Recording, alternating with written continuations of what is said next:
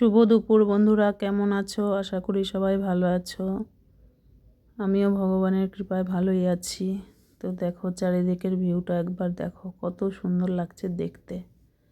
একদম হলুদ চারিদিকটা।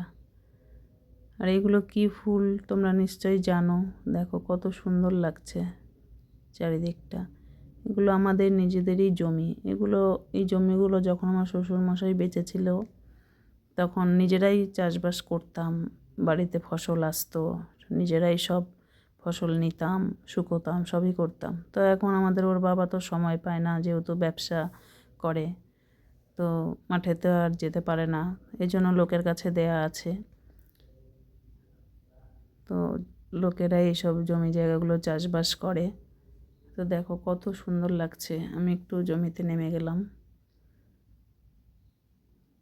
দেখো কত ভালো লাগছে দেখতে। তো এগুলো হচ্ছে সর্ষে গাছ। দেখো এখন ফুল এসছে, কিছুদিন পরে ফল হবে, তখন ওইগুলো পাকবে, তারপর কেটে নিয়ে জাগ দিতে হয়। জাগ হয়ে গেলে তারপর, এখন তো মেশিন হয়ে গেছে, মেশিনেই মারানো হয়, আগে হাতেই পিটিয়ে মারানো হতো। তো চলো আজকের ভিডিও এই পর্যন্তই। টাটা।